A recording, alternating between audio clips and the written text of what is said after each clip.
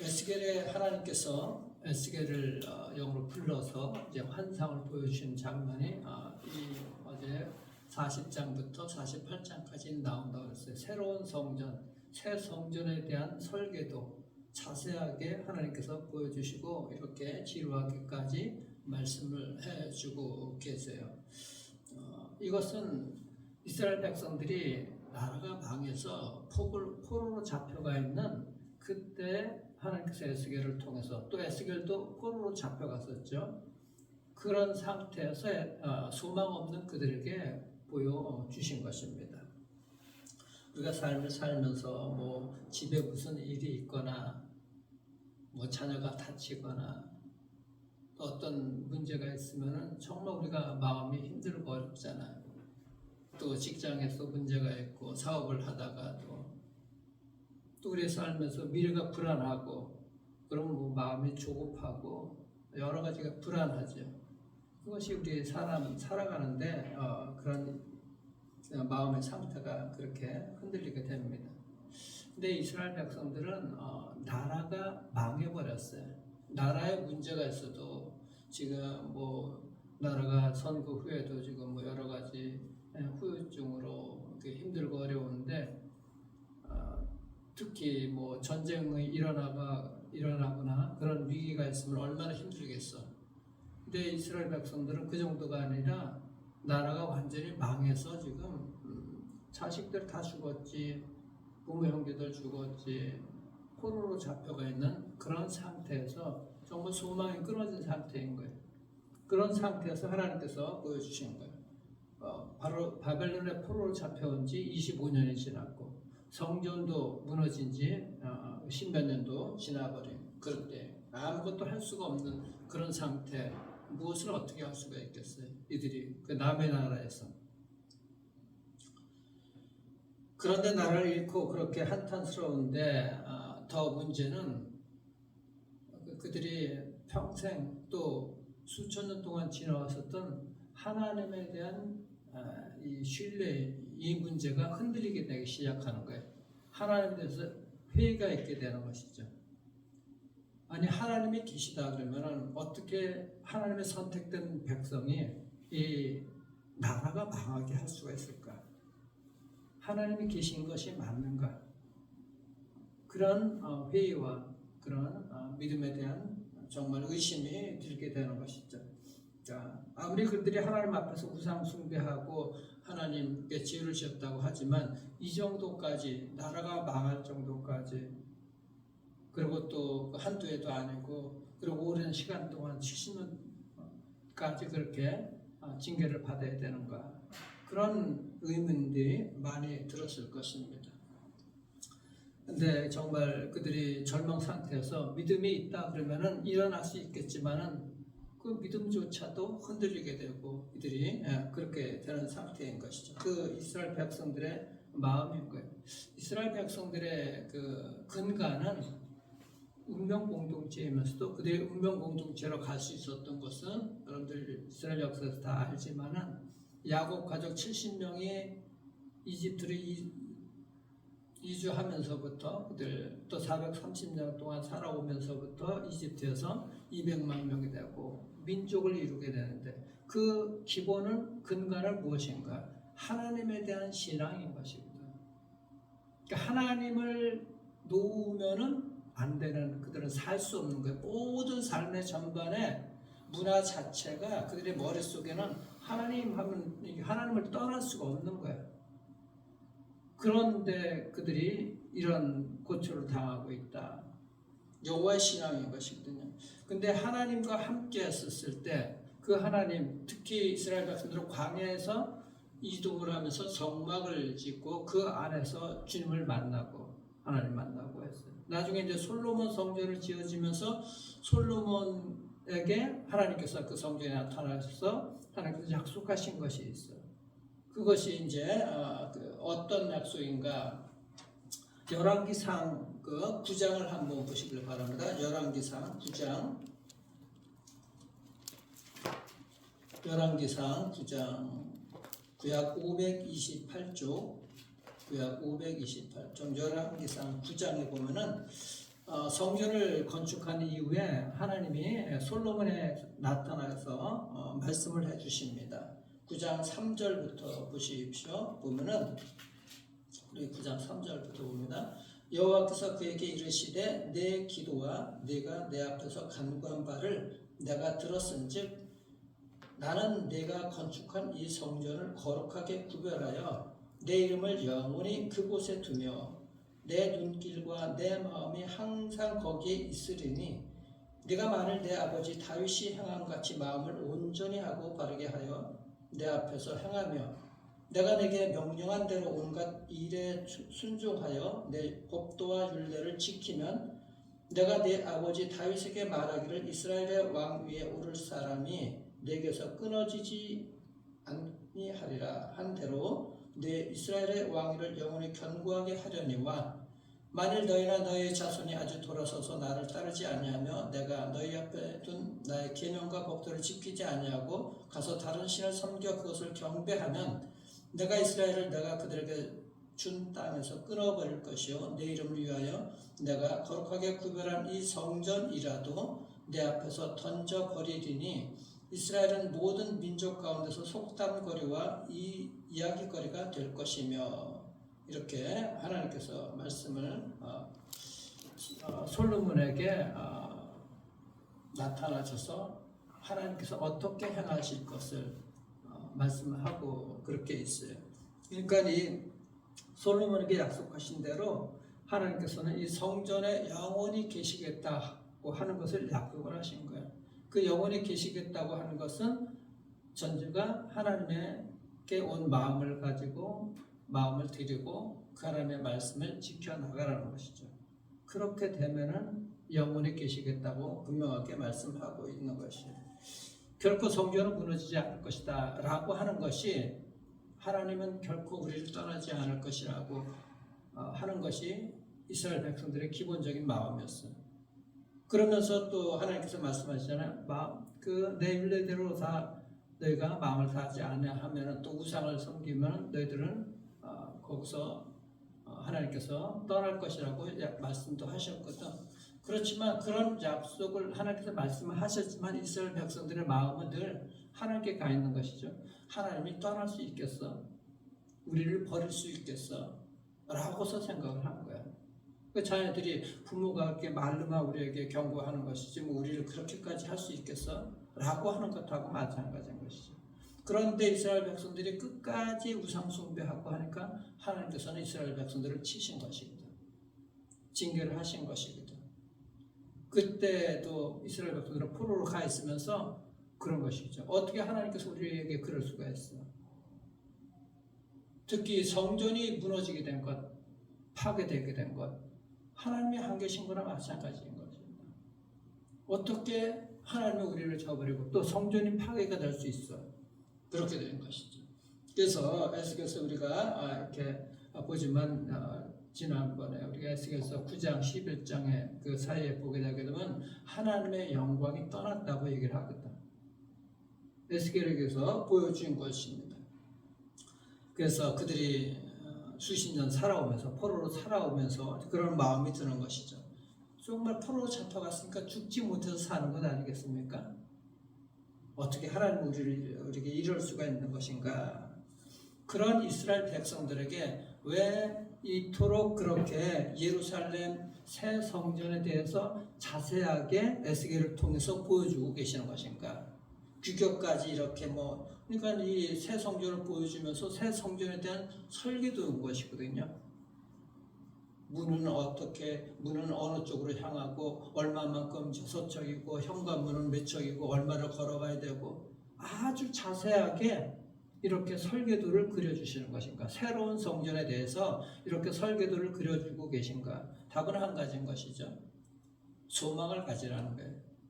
과거에 그 무너졌던 그런 성전 그것이 아니라 이제는 내가 이렇게 설계한 대로 새로운 성전을 지을 것이다.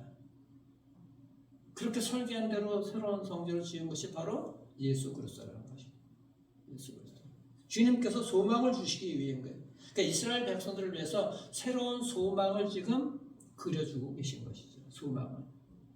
주님께서 소망. 그래서 막연하게 소망을 가져라가 아니라 이렇게 구체적으로 뜬구름 것이 아니라 실제적이고 구체적으로 새 성전에 대한 도면을 그려주시면서 이 도면을 봐라. 이 설계도 봐. 그리고 소망을 가져라.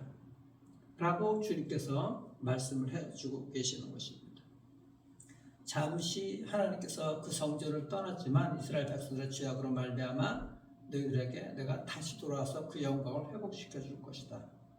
내 영광을 볼 것이다. 라고서 주님께서 말씀하시는 것입니다. 새 성전에 두고 거기에 내가 있을 것이니 거기서 내 영광이 나타날 것이다. 그러니 너희는 소망을 가져라. 라고서 말씀을 새 성전을 준비하신 것입니다.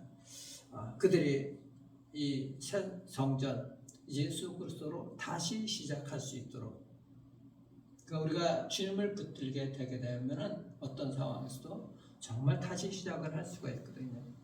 새로운 마음으로 시작을 할 수가 있는 거예요. 예수 그리스도 예수님을 만나서 인생이 정말 끝까지 주님을 붙드는 그런 사람이 있는데 예전에 그 빙점을 쓴 미우라 아야코 있죠. 삼분 왕자. 그분은 얼마나 정말 주님을 만난 이후에 그 인생이 정말 변했는지 몰라요. 그 미우라 아야코는 걸어다니는 종합병원이라는 그런 별명을 가진 사람이에요.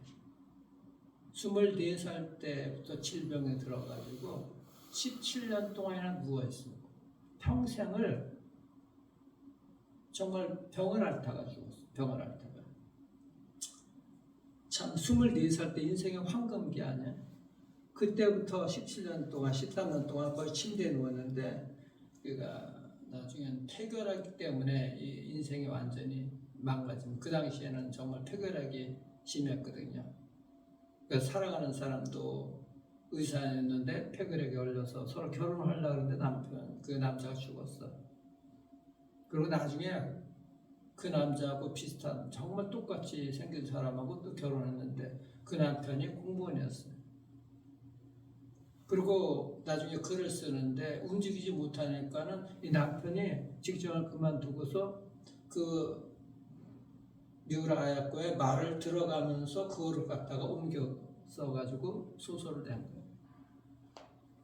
직장암에 걸렸고 척추 골병에 들렸고 나중에 파킨슨의 병에 걸렸고 폐결핵으로 그러니까 평생을 그렇게 살아왔었던 이 미우라 아야코 그가 간증을 합니다.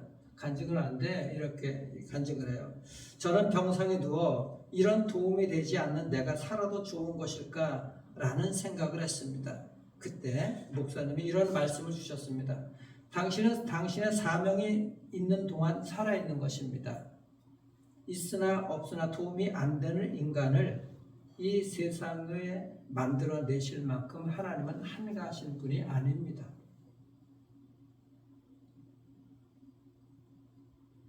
그런 어리석은 분도 아닙니다. 이렇게 하나님께서 목사를 통해서 준 말씀을 듣고 내가 살아있는 것이 하나님이다. 사명인 것이구나. 그냥 살아가는 것이 아니구나. 또 그가 간증을 합니다. 그 아플 때 나는 아침에 일어나면 먼저 무엇을 생각할까? 오늘은 나의 마지막 날이 될지도 모른다. 하지만 하나님께서는 오늘 하루도 잘 보살펴 주시겠지요.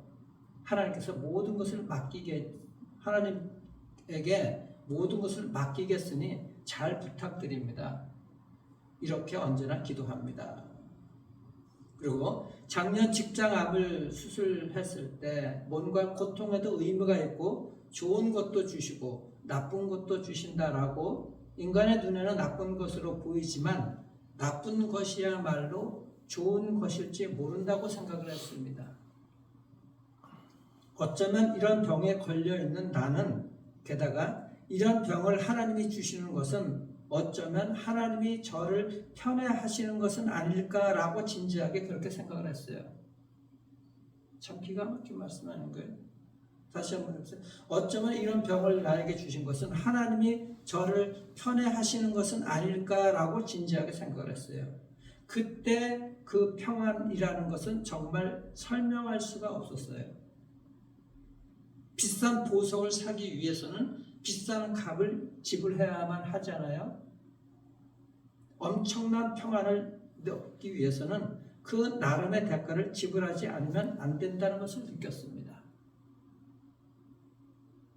그 질병이 오히려 하나님이 자기를 너무나 사랑하시기 때문에 그 질병을 주셨다. 그것을 깨달으니까 그 순간 평안이 밀려온다는 것이죠. 그리고 그것은 정말 다이아몬드를 사는 것들처럼, 그 비싼 대가를 지불하면서 다이아몬드를 보석을 사는 것들처럼 마찬가지로 그 병이 오히려 자기에게 하나님을 믿는 그 평안으로 다가왔다는 거예요. 그러면서 그가 죽기 전에 그런 유언을 남겼는데, 질병으로 제가 잃은 것은 건강 하나뿐이었습니다.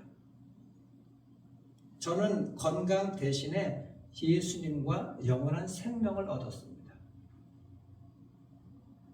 참, 그 수십 년 동안 24살 때부터 그가 77살에 죽었는데 그 평생을 질병으로 누워있으면서 알아가면서 그렇게 주님을 만난 이후에 그런 삶을 사는 거예요.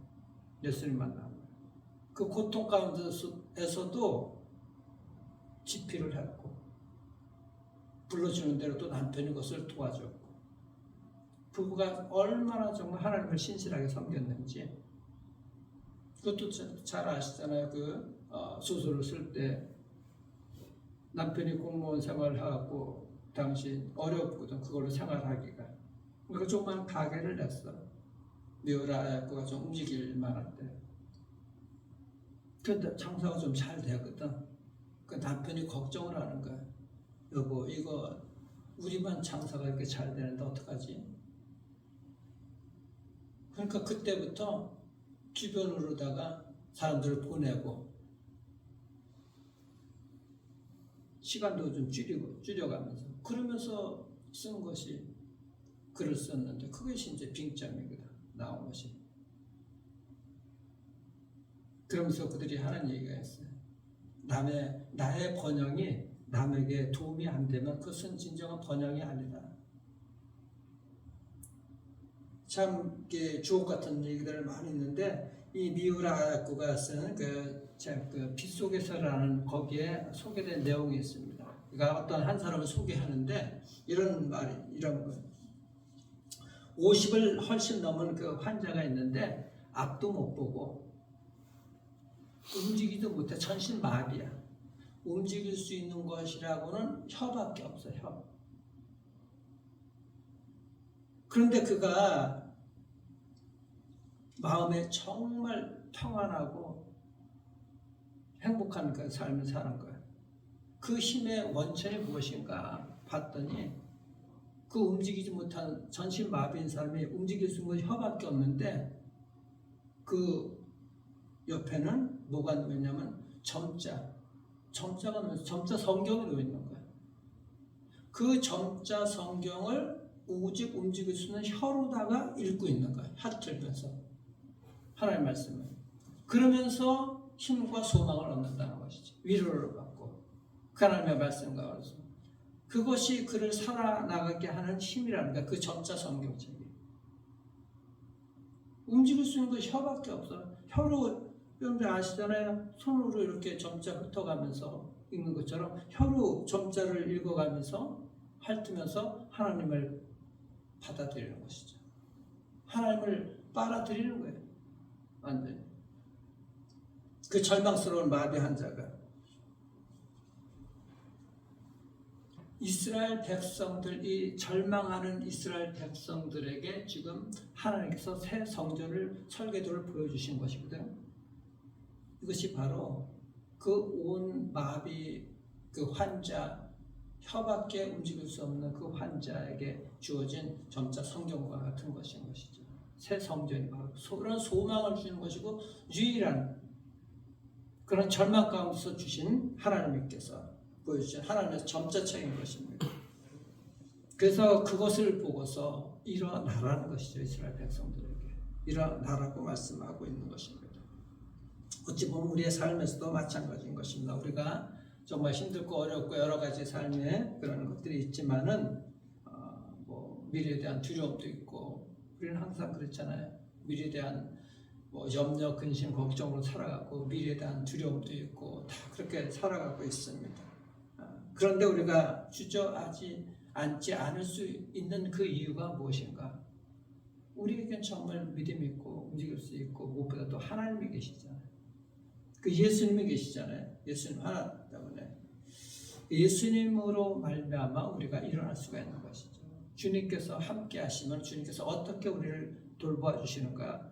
여러분들 잘 아시지만 고린도후서 사도 바울이 우리에게 주신 주님께서 우리를 보호해 주시는 것을 말씀하고 있어요. 우리는 일어날 수가 있다고 하죠. 고린도후서 4장을 한번 보시길 바랍니다. 고린도후서 4장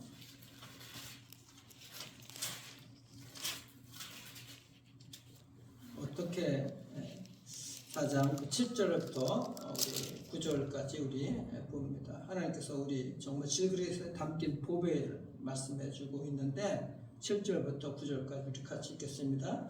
우리가 이 보배를 질그릇에 가졌으니 이는 심히 큰 능력은 하나님께 있고 우리에게 있지 아니함을 알게 하려 함이라. 우리가 사방으로 우겨쌈을 당하여도 쌓이지 아니하며 답답한 일을 당하여도 낙심하지 아니하며 박해를 받아도 버림받지 아니하며 거꾸로 들림을 당하여도 망하지 아니하고 우리가 오직 예수 그리스도만을 위해서 다시 일어날 수가 있다고 분명하게 말씀하십니다. 아무리 이렇게 둘러싸여 있어도 사탄이나 환경 상황이 힘들게 한다 할지라도 주님으로 인해서 우리가 일어날 수가 있다는 거예요. 우리는 그 안에 정말 우리 깨어지기 쉬운 질그릇 같지만 우리 안에는 보배로운 예수 그리스도가 담겨져 있다는 거예요. 그 주님을 바라보고서 우리가 그 주님을 믿으면서 일어설 수 있는 그런 신앙의 힘이 이제 있어야 되는 것이죠. 그러면 토마가 예수님을 믿지 못하고 부활하신 예수님을 믿지 못하잖아요. 우리가 오늘 찬송가 부른 것처럼 그 손 못자국 만졌잖아요. 그 연약한 믿음 가지지만 그것으로 손에 못자국 난 그 손을 만졌어요. 예수님. 이것이 어떤 우리의 상태, 마음의 그런 것이죠. 우리가 다 믿음도 때로는 연약하고 염려 근심도 있고 마음이 그런 어떻게 보면 믿지 못하는 도마의 마음하고 똑같은 거예요. 근데 움직일 수 있는 것, 그 작은 믿음이라도 이 온 전신 마비 환자, 혀밖에 움직일 수 없는 그 환자처럼 우리는 그 연약한 믿음을 가지지만 그것으로 그 예수님의 십자가에 못 박힌 그 손자국, 못자국 난 그 손, 그것을 만짐으로 우리는 다시 일어나야 되는 것이죠. 그 혀로다가 점자 성경을 읽어가면서 그 매일매일 소망을 가지고 살아가는 그 환자처럼. 그래서 오늘 이 새벽에 예수 그리스도의 그 손자국, 못자국 난 그 손자국, 그 손을 만지면서 새롭게 여러분들 일어나는, 그렇게 주께서 주시는 힘으로 살아가는 그런 은혜가 있기를 주님의 이름으로 축원합니다. 기도하겠습니다. 우리 주님 감사합니다. 예수님의 그 못자국 난 손을 제 손으로 만지고 예수님 밖에는 소망이 없음을 정말 믿어서 주님의 긍휼하심과 그 은혜를 입고 일어나는 그런 살아나 회복되는 은혜가 있기를 정말 주께서 인도해 주시기를 소망합니다. 무기력하고 정말 움직일 수 없는 그 이스라엘 백성들, 할 수 있고 할 줄 아는 것이라고는 그들이 낙심하고 주저앉아 있을 수밖에 없는 그런 탄식뿐인 그 이스라엘 백성들, 하나님 우리가 그런 모습들이 되지 않도록, 혹시 우리가 그런 모습이라 할지라도 주님 오늘 그런 우리를 포기하지 아니하시고 이 새 성전의 설계도를 보여주신 것들처럼 또 그 환자, 마비 환자에게 점자책을, 성경책을 또 마련해 주신 것들처럼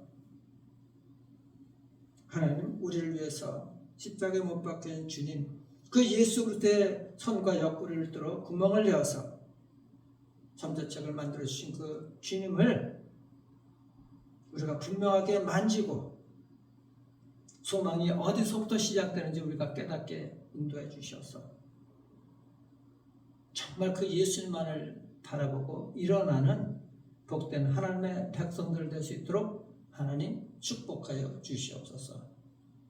주님께서 주의 백성들을 이 새 성전으로 예수 그리스도를 통해서 일어나게 하시고